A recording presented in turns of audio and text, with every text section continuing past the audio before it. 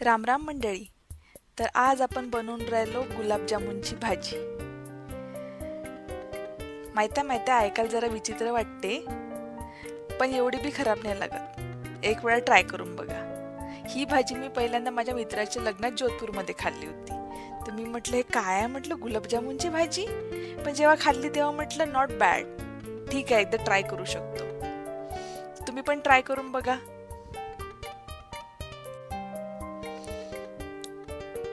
तर हे साहित्य लागणार आपल्याला: तेल, जिरे थोडेसे,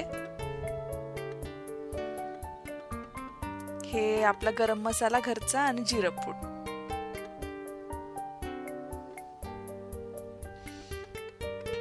लाल तिखट, धनेपूड आणि हळदी.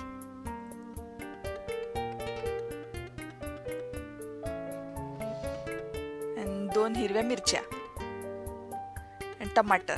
हे मी 1.5 टमाटर घेतले. दही आणि गुलाबजामुन आणि काजू, कसुरी मेथी आणि मीठ. हे गुलाबजामुन खव्याचे बनवले आहे मी. तुम्ही गुलाबजामुन आपल्या पॅकेटचे पण बनवू शकता. मग एका मिक्सरमध्ये टमाटर, काजू आणि मिरची याची पेस्ट करून घ्यायची.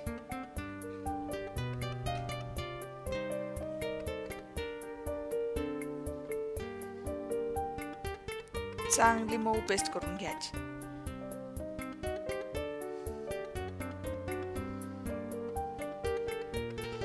आणि कढई तापायला ठेवायची मस्त. तेल टाकायचं त्याच्यात 2 चमचे. तेल तापू द्यायचं. ते जास्त पण नाही तापायचं, कारण की आपण हे सुके मसाले टाकणार आहे त्याच्यात, तर जळले नाही पाहिजे. हे जिरं तडतडलं का मग सगळे आपण सुके मसाले घालायचे त्याच्यात. तिखट, मीठ, हळद, धने पावडर, जिरे पावडर, मसाला सगळं घालायचं. आता हे तेल थोडं जास्त गरम झालं तर मी बंद करून दिला गॅस. थोडी 1-2 मिनिट चांगलं परतायचं तेल. जळले नाही पाहिजे मसाले. तुम्ही तुपात पण बनवू शकता, पण मी तेल वापरलंय.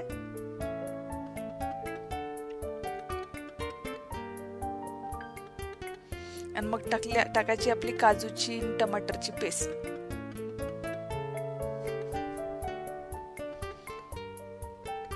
आता गॅस सुरू केलाय मी. चांगली मिक्स करायची, शिजू द्यायची. चांगलं तेल सुटतपर्यंत शिजायचे ते, म्हणजे कच्चं नाही राहिलं पाहिजे टमाटर गिमाटर.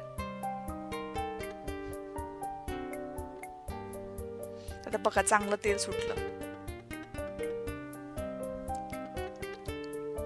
आणि दही घ्यायचं, चांगलं घुसळून घ्यायचं. दह्याला एकजीव करून घ्यायचं.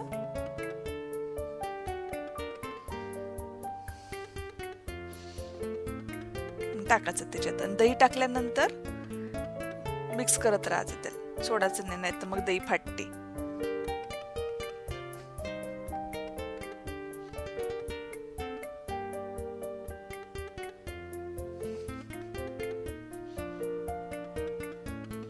नंतर टाकायची आपली कसुरी मेथी, मिसळून घ्यायची. मीठ टाकायचं चवीनुसार.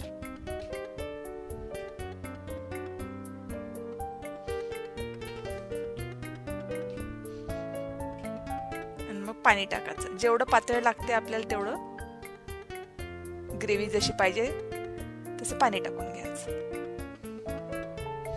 आणि मग चांगलं पाण्याला उकळी आल्यानंतर मग गुलाबजामुन टाकायचे त्याच्यात.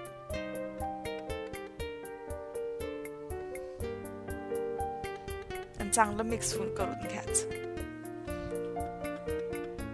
आता हे गुलाबजामुनची भाजी म्हणजे ते तसं आहे. पहिल्यांदा पुण्यामध्ये आल्यानंतर मी म्हटलं चॉकलेट सँडविच मिळते म्हणे इथं. मी म्हटलं छी बाबा, चॉकलेट सँडविच काही पण. पण जेव्हा खाल्लं FC रोडवरचं, तेव्हापासून तर त्याची फॅन झाली. आणि तसंच चॉकलेट डोसा पण, मानकरचा चॉकलेट डोसा तसंच आहे हे. आणि दही जरा आंबट घ्यायचं आणि हे झाकून थोडंसं शिजवून घ्यायचं. एखाद मिनिट जास्त नाही शिजवायचं यात. आणि मग झाली आपली तयार आंबट गोड तिखट गुलाबजामुनची भाजी एकदम तयार.